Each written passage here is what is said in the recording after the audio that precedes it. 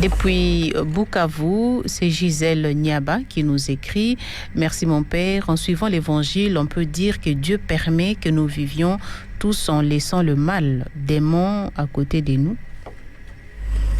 Merci beaucoup à notre auditrice de Bukavu. Dieu ne permet pas que nous vivions à côté du mal, mais il permet que nous vivions avec des personnes qui malheureusement incarnent le mal. Parce qu'il faut toujours distinguer le mal de la personne. Et l'Église insiste beaucoup là-dessus. Il veut absolument qu'on n'identifie pas l'homme au mal. Même si quelqu'un est l'incarnation du mal, il reste une créature faite à l'image de Dieu, donc il doit bénéficier de notre affection, de notre amour. Ce que nous combattons l'ivraie. Nous ne combattons pas des personnes qui incarnent l'ivraie ou des personnes qui sont parfois porteurs de l'ivraie. Non, nous ne les combattons pas. On ne peut pas combattre un être humain, mais on combat le mal. Voilà pourquoi Dieu permet que ces personnes méchantes ne soient pas détruites tout de suite. Il faut leur donner le temps de vivre, le temps de se convertir. Je reviens souvent sur ce que dit Luc 16. Vous avez les riches et les Lazare. Lazare meurt un peu plus tôt, certainement parce qu'il était prêt à mourir pour aller au ciel. Les riches mauvais bien sûr, pas tous les riches, mais les riches insensés qui n'aidaient pas les pauvres, Dieu lui donne le temps de vivre. Il les laisse vivre parce qu'il espérait, il comptait sur lui pour qu'il puisse se convertir. Malheureusement, nonobstant la grâce de la longévité qu'il aura, il ne va pas se convertir et finalement, quand il meurt, il va à l'enfer. Donc Dieu laisse le temps au temps pour permettre à ces personnes-là qui incarnent l'ivraie de pouvoir se convertir. Parce qu'il ne peut pas détruire les méchants d'un coup, étant donné que l'homme reste toujours une créature qui porte en lui les germes de la divinité. Dieu a soufflé dans les narines de l'homme quand il a créé. Donc chacun de nous est fait à l'image de Dieu. Chacun de nous est sollicité par l'Esprit Saint qui nous pousse à la conversion à tout moment. Et donc il faut toujours espérer, il faut toujours compter sur l'homme, il faut toujours avoir la confiance dans l'homme, dans la ferme espérance qu'il peut se convertir.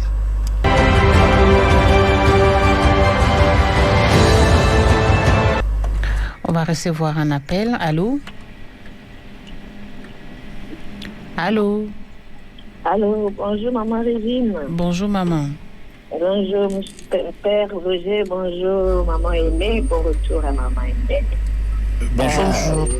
Oui, je viens suivre la catéchèse et puis j'ai fait un rappel bien sûr, mais une préoccupation reste entière pour moi.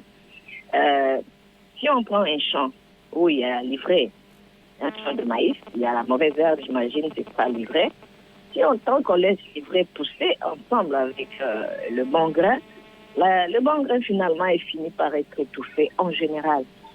En général, tu n'auras pas de maïs que tu as cultivé, l'ivraie va étouffer la récolte. Et humainement parlant aussi, je réalise que la balance pèse, si on doit mettre sur la balance, l'ivraie est le bon. Humainement parlant, la balance apparemment pèse plus pour le mal. Parce que je me dis, à voir comment notre société évolue actuellement, le mal est en train de prendre les décisions sur le bon. Bon, c'est maintenant, moi j'aime dire que cette parabole n'est pas si évidente pour le moment. Bon, je me dis, elle reste parabolique. Parce que là, nous les humains, tant qu'il y a un qui est mauvais, comme si ça devient un héritage. Le mal devient un héritage dans la société en général, et plus particulièrement chez nous en RDC. Et ça inquiète quand même mon père. Je peux avoir encore plus d'éclaircissement par rapport à ça. C'était Maman Andrade, bien sûr. Merci beaucoup encore une fois. Merci Maman Andrade. Merci à Maman Andrade pour cette question. Une préoccupation qui est très pertinente. C'est un peu l'actualité de cette parabole. Aujourd'hui, quelle est la portée de cette parabole si on veut l'approfondir, si on veut l'actualiser dans notre contexte? Donc la question est bien posée, la préoccupation est bel et bien pertinente. Et c'est vrai dans le contexte de Jésus, quand on dit l'ivraie, c'est une plante très dangereuse.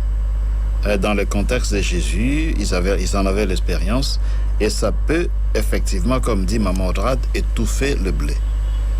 Ça peut vraiment porter préjudice à la croissance des blés. Ça, c'est vrai. Mais il y a aussi un fait, c'est que, comme dit la parabole, si on veut, comme les deux plantes sont encore petites, si on veut débarrasser l'ivraie plutôt de ces champs-là par rapport au blé, la conséquence, c'est qu'on risque de porter préjudice aussi au blé. Donc, il faut avoir la patience. Parce que quand ils grandissent, ils cohabitent tellement qu'on ne sait pas qu'est-ce qui est l'ivraie et qu'est-ce qui est blé.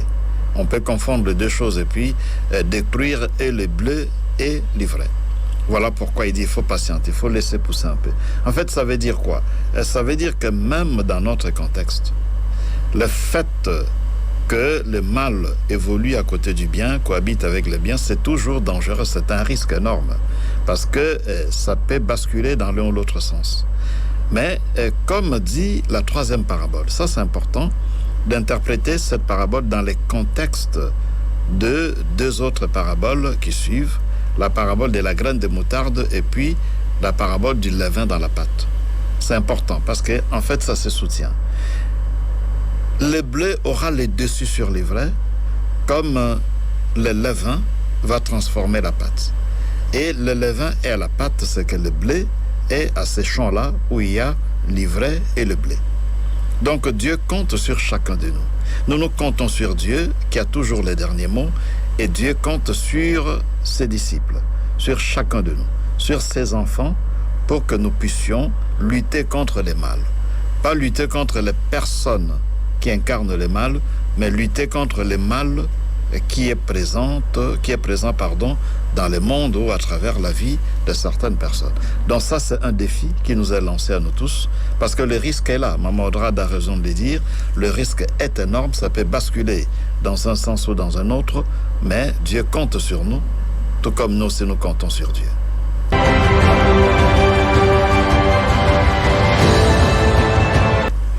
Appelez au 082 016 35 12. Merci, Padre, pour la catéchèse. Comment interpréter une parabole? C'est la première question. La deuxième, peut-on rappeler au Seigneur nos bienfaits au temps de galère? C'est pétillant. Peut-on rappeler au Seigneur ses bienfaits? Oui. Oui, il faut rappeler au Seigneur ses bienfaits. C'est-à-dire, dans l'action des grâces, on veut chanter les merveilles de Dieu, comme Marie le fait d'ailleurs dans les Magnificats. En Luc 1, Marie chante les Magnificats pour dire au Seigneur les bienfaits qu'il a reçus du Seigneur, pour dire merci au Seigneur pour toutes ces merveilles-là. Et comment interpréter une parabole? Eh bien, la parabole a toujours des codes. Les codes peuvent être évidents. Par exemple, la deuxième parabole, tout comme la troisième, les disciples ne demandent pas les codes comme tels, parce qu'ils savent que c'est codé, mais le code est à la portée de tous. Tout le monde peut décoder ça, du moins dans le contexte de Jésus. La graine de moutarde, qui est une petite plante, puis qui deviendra un gros arbre, tout le monde comprend, même aujourd'hui, ce que ça veut dire. Ou bien le levain dans la pâte, tout le monde comprend ce que ça veut dire. Mais il y a parfois des paraboles qui sont tellement codées que ça nécessiterait une certaine initiation. C'est comme la parabole du semeur, dont il a été question au 15e dimanche, du temps ordinaire année A, ou encore la parabole du 16e dimanche. La première parabole des livrets du blé. D'ailleurs, toutes les questions qu'on a reçues jusqu'à présent tournent autour de la première parabole, parce que c'est justement une parabole qui suscite beaucoup de questions. Et déjà, les apôtres à leur époque s'étaient posé des questions sur cette parabole et avaient demandé à Jésus de les aider à décoder ça, à leur donner les mots de passe pour accéder au contenu, accéder au message qui est véhiculé à travers cette parabole-là. Donc, il faut tenir compte des codes. Parfois, Jésus lui-même donne les codes, parfois les codes est évident. Ça, c'est la première chose à faire. Et puis, deuxième chose à faire, il faut l'actualiser dans notre contexte. Et pour l'actualiser, n'hésitez pas, quand vous avez la Bible, pour nous les catholiques, la Bible a toujours des notes infrapaginales. Lisez des notes infrapaginales, ça vous permet justement d'actualiser, de comprendre un peu l'actualité de l'une ou l'autre parabole qui est proposée par Jésus dans les évangiles.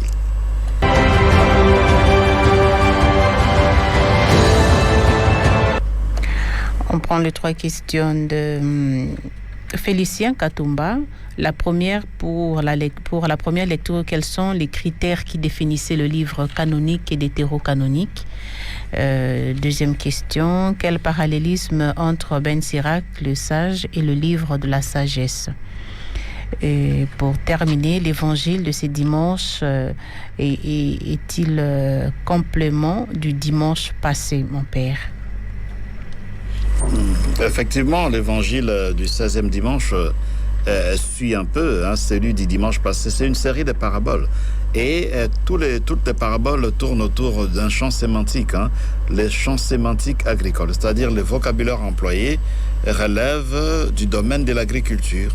Alors on appelle ça champ sémantique. Le champ sémantique, c'est-à-dire les domaines d'où Jésus tire le vocabulaire qu'il emploie dans ces textes, dans ces récits, notamment dans les paraboles. Et là, vous avez vraiment l'agriculture qui est tout à fait au centre parce qu'il est galiléen. Il est de la Galilée. Et donc, la Galilée, c'est l'agriculture, sont des vignes qu'il plantait, ainsi de suite. Voilà pourquoi il s'adapte un peu à son milieu. Il adapte son message aux attentes de ses auditeurs.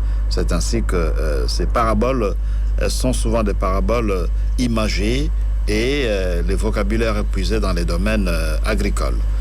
Donc ça se suit, c'est le même champ sémantique. On parlait du semeur qui jette la sémence, et puis ça c'était le 15e dimanche, et 16e dimanche, c'est encore l'agriculture, donc livrer le blé, la graine de moutarde, ainsi de suite, et même le levain dans la pâte. D'où vient le levain, d'où vient la pâte? Eh bien, ça vient aussi de l'agriculture, ça vient du froment. Deuxième question, première question, critère pour déterminer les livres canoniques et deutérocanoniques. Le deutérocanonique sont des livres qui sont en fait rédigés en grec, du moins à l'époque, parce que n'oubliez pas qu'on a découvert parfois des textes hébreux de certains deutérocanoniques. Ça veut dire quoi? Que les livres dits canoniques sont des livres, du moins pour l'Ancien Testament, c'est rédigé en hébreu ou en araméen. Alors le deutérocanonique, comme Sagesse, Ben Sirac et puis tant d'autres, ça vient justement du livre de la Bible grecque de la Septante. Donc c'est écrit en grec. C'est ça la différence. Donc les textes deutérocanoniques sont en grec, tandis que les textes canoniques de l'Ancien Testament sont en hébreu et puis une partie en araméen. Ben Sirac et la sagesse, ce sont des écrits deutérocanoniques, parce que des textes sont des textes qu'on trouve dans les livres, dans la Bible grecque de la Septante, et puis ils sont écrits dans les contextes grecs. Donc vous sentez que là-dedans il y a la culture grecque, parce que le deutérocanonique, notamment les livres comme Coëlette, Coëlette, c'est aussi, il y a l'influence grecque dans les Coëlettes, même si Coëlette est écrit en hébreu, mais en tout cas il s'est beaucoup inspiré du grec. Déjà quand il commence par ce qu'on a traduit par vanité les vanités, donc Revel, Havalim, Hakol, Revel, ça ce sont on voit la culture grecque, on voit la philosophie grecque là-dedans. C'est-à-dire, pour lui en fait l'idée c'est fumer de fumer, tout est fumé. Ce qu'on a traduit par vanité des vanités, ou encore poussière de poussière, tout est poussière. Mais on sent Héraclite qui disait que tout coule, ainsi de suite. On sent des philosophes grecs comme Moulineau qui disaient justement que tout est fumé. Et donc Coëlette s'est beaucoup inspiré de la philosophie grecque aussi. Il y a Ben Sirac le sage, et puis Siracide, qui sont plutôt sagesse, qui sont des textes qui s'inspirent beaucoup de la philosophie grecque, avec comme côté positif, c'est la résurrection. Donc, la survie des âmes, dirait-on, ça apparaît justement dans la sagesse, comme c'est chez Siracide, la survie des âmes, et c'est le prélude, la préfiguration de ce qu'on appellera la résurrection. Et ça vient justement de la culture grecque. Et Siracide est rédigé au IIe siècle avant Jésus-Christ. La sagesse, c'est le dernier livre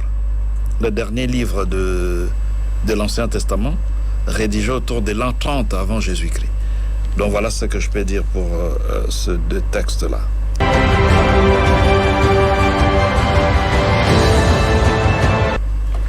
Appelez-nous 082 016 35 12. Maman Aimée, vous avez la parole. Merci, ma sœur Régine. Merci, Père, pour la catéchèse. Mon Père, parlons un peu de la première lecture. En bas de cette lecture, la sagesse nous dit « Le juste doit être humain. À tes fils, tu as donné une belle espérance. Après la faute, tu as accordé la conversion. » Le juste doit être humain, mon Père. Donc, on peut dire ici, dans ce texte, Dieu est plus humain que l'homme. Car nous voyons que seul Dieu est juste. Si seulement nous pouvons aussi devenir humains, car nous voyons comment l'homme est loup vis-à-vis de l'autre homme. Donc la justice n'est pas de ce monde. Et la deuxième lecture, le Seigneur nous dit de nous abandonner. Si nous sommes seuls, si nous sommes abandonnés à nous-mêmes, nous sommes incapables de nous tourner vers Dieu. C'est lui-même qui vient par son esprit nous rendre capables de nous ouvrir à son amour. Elle est très brève, cette lecture, mais elle est profonde. Donc, c'est l'Esprit Saint qui vient au secours de notre faiblesse, car nous ne savons pas prier. Donc, nos prières maintenant devront être orientées vers l'Esprit, car seul lui sait prier, car seul connaît la volonté de Dieu. Mais nous voyons dans de notre Père, le Christ nous dit que ta volonté soit faite sur la terre comme au ciel. Et je termine par la troisième lecture. Souvent le Christ, quand il parle du royaume des cieux, il parle de la croissance. Et c'est là, dans un champ. Donc la croissance, et il donne l'essence du temps, mon Père. Le temps. Le temps est très important pour dans tout ce que le Christ nous dit à propos de ce qui est le royaume des cieux. La réalité spirituelle ne s'impose pas brutalement. On peut voir que ce qui est mauvais demain peut devenir bon. Donc, patience, et nous ne savons jamais ce que demain nous réserve. Et pour terminer, mon Père, le serviteur qui demande au maître d'enlever l'ivraie, le regard que nous avons vis-à-vis des autres. Et nous devons aussi changer notre regard dans ces textes, car le maître leur dit de ne pas l'enlever. Souvent nous jugeons les autres et nous ne savons pas ce que demain l'autre là peut devenir. Merci mon Père. Merci Maman Aimée. Merci à Maman Aimée pour ces interventions. Je crois qu'il y a plutôt, c'est une question qui est posée.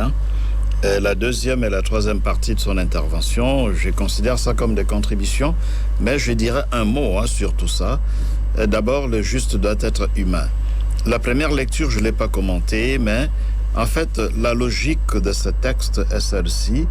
On nous présente qui est Dieu et on demande à l'homme d'imiter Dieu. Qui est Dieu? Voilà ce qui est dit dans ce texte. Sagesse 13, Sagesse 12 plutôt, 13e verset, puis de 16 à 19. Voilà ce qui est dit entre autres.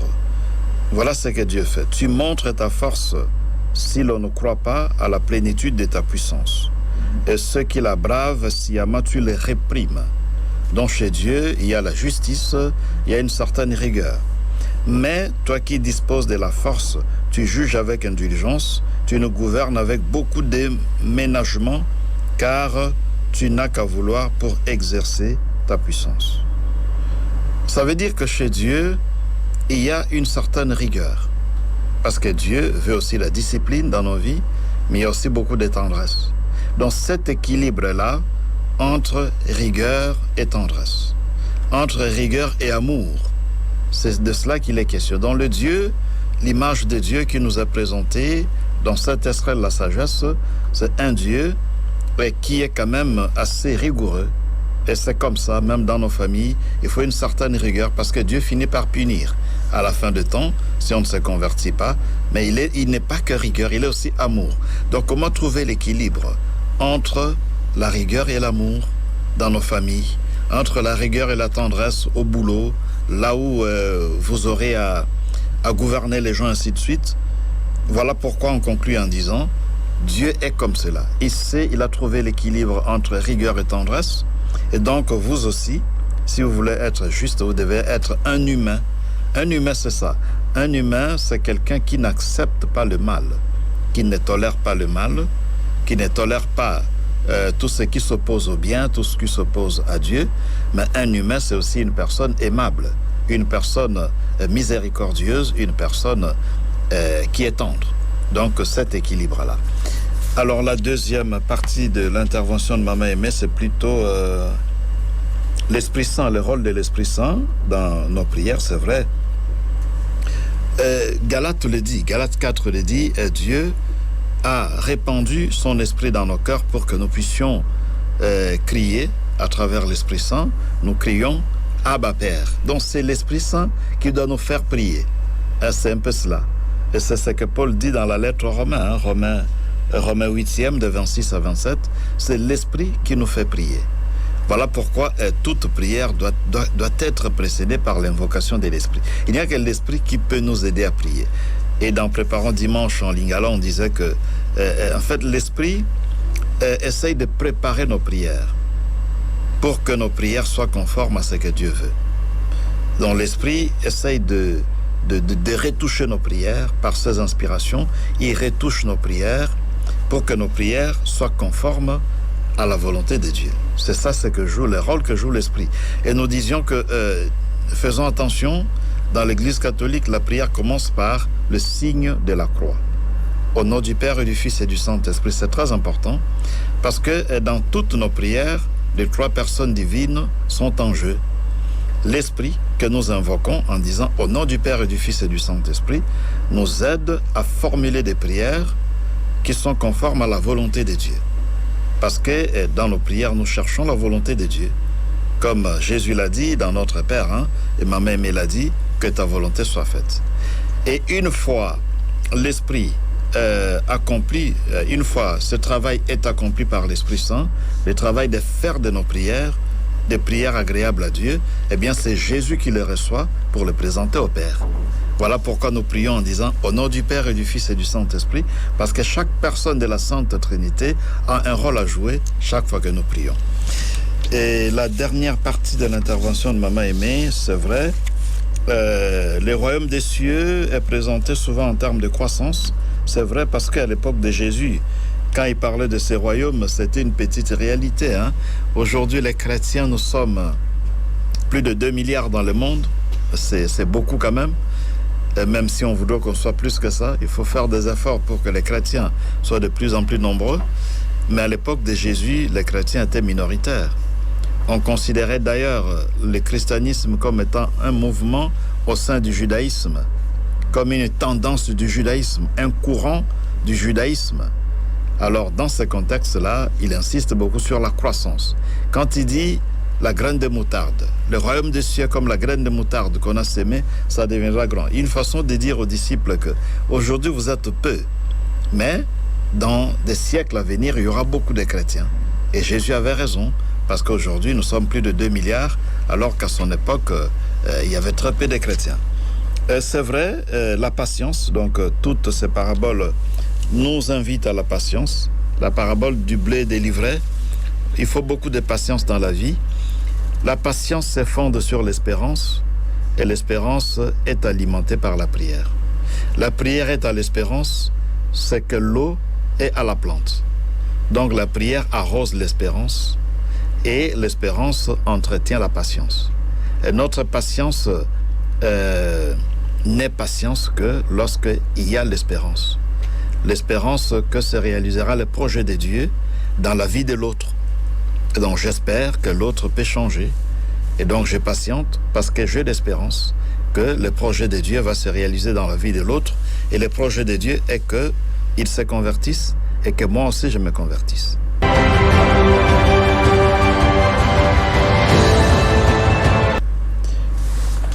Merci Père Roger. On va prendre cette question. Mon Père, comment reconnaître le temps favorable pour se séparer du livret dans nos relations interpersonnelles? Baby Grace.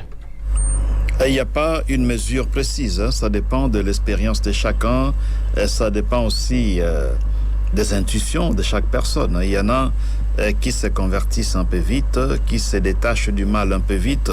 Il y a d'autres qui prennent beaucoup de temps. Il faut voir aussi le contexte dans lequel se trouve la personne, hein. Parfois, on est dans un contexte où c'est pas facile de faire des avancées sur le plan spirituel parce qu'il y a beaucoup de pesanteurs tout autour.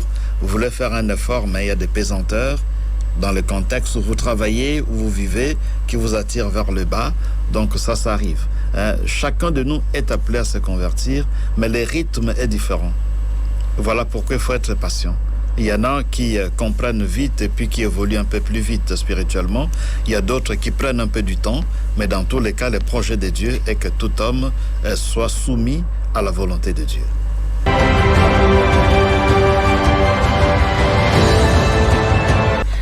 Merci Père. Avant le message du Saint-Père sur l'homélie du dimanche dernier, on va prendre la dernière question. Comment vivre notre foi dans une église pleine de péchés?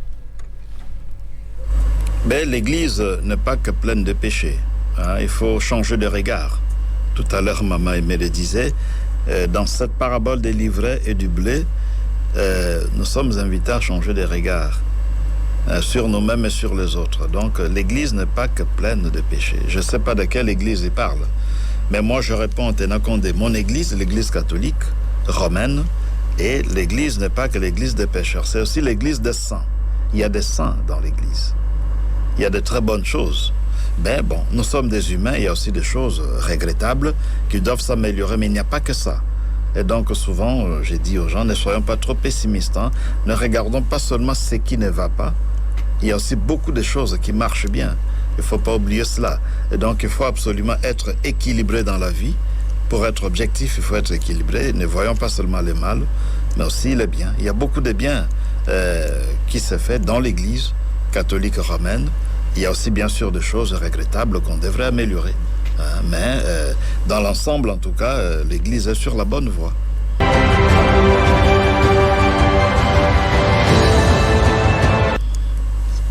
Voilà, nous allons passer à la rubrique message du Saint-Père sur le 16e dimanche du temps ordinaire avec Maman Aimée. Cultiver le bien qui pousse silencieusement et sauver le méchant. L'évêque de Rome nous livre une méditation sur la patience de Dieu. Dans l'évangile de ce dimanche, le Christ parle à la foule en parabole sur le royaume des cieux. Cette parabole, l'adversaire a un nom, le diable. À côté de Dieu qui sème le bon grain, il y a un adversaire qui est enlivré pour entraver la croissance de grain. Le maître, lui, il agit à la lumière, l'autre profite dans l'obscurité. Selon les papes, l'intention du diable est d'entraver l'œuvre du salut. Par des travailleurs injustes, semeurs de scandale. Les bons et les mauvais grains ne représentent pas le bien ou le mal, mais nous, êtres humains, qui pouvons suivre Dieu ou le diable. La persécution et l'hostilité font partie de la vocation chrétienne. Nous devons faire preuve de la patience, de tolérance vis-à-vis des autres. Le Seigneur nous invite à prendre son regard sur les autres, sur le bon grain qui sait le garde même dans le mauvais air. Celui qui cherche les limites et les défauts des autres ne coopère pas avec Dieu, mais ceux qui reconnaissent le bien qui pousse silencieusement. Seul Dieu récompensera le bon et punira les méchants. Voilà, chers auditeurs, ce que le pape nous propose en ce 16e dimanche de l'année de l'Église A. Merci, Maman Aimée, Père Roger. Merci à Maman Aimée, parce que c'est une rubrique qui nous a manqué pendant que Maman Aimée était absente. Elle est revenue et nous ne pouvons que la remercier parce que désormais cette rubrique est de nouveau au rendez-vous. Nous aurons chaque lundi une rubrique dans cette émission La Catéchèse qui nous rappelle les commentaires du pape ou l'homélie du pape, l'extrait de l'homélie du pape sur l'évangile que nous venons de commenter, celui du 16e dimanche du temps ordinaire, année liturgique A. Merci beaucoup.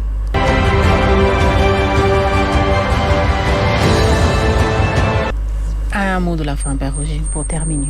Le mot de la fin, voilà, c'est une nouvelle semaine. Ça doit être une semaine qui sera marquée par la patience.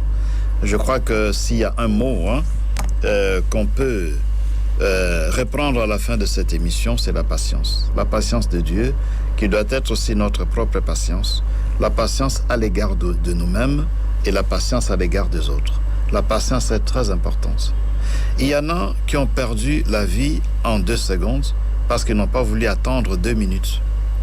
Voilà pourquoi l'adage dit « Mieux vaut attendre 2 minutes que de perdre la vie en 2 secondes ». Donc la patience est très très importante. Mais comme je disais tout à l'heure, la patience a comme fondement l'espérance. Qui dit patience dit aussi espérance. On patiente parce qu'on espère. On espère quoi? On espère que le projet de Dieu doit se réaliser. Dans ma vie, dans la vie des autres, dans notre pays et dans le monde. Ce que Dieu veut pour notre pays se réalisera. Ce que Dieu veut pour notre société se réalisera. Ce que Dieu veut pour moi se réalisera. Ce que Dieu veut pour mon prochain, votre conjoint, votre conjointe, ce que Dieu veut pour lui, ça se réalisera.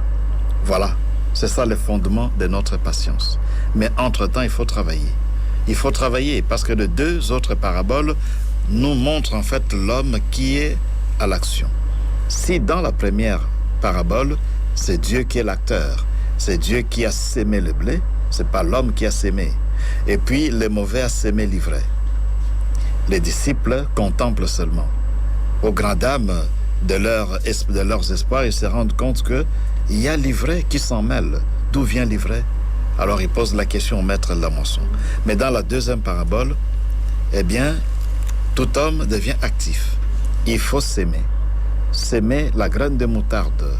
C'est-à-dire, comme disait le pape, il faut cultiver les biens. Cultivons les biens dans notre vie. Les biens que nous pouvons faire, il faut le faire. Il ne faut pas hésiter. Et dans la 3e parabole, nous sommes aussi actifs. C'est-à-dire, nous devons être levain dans la pâte. Nous devons travailler pour que l'ivraie ne l'emporte pas sur les blés.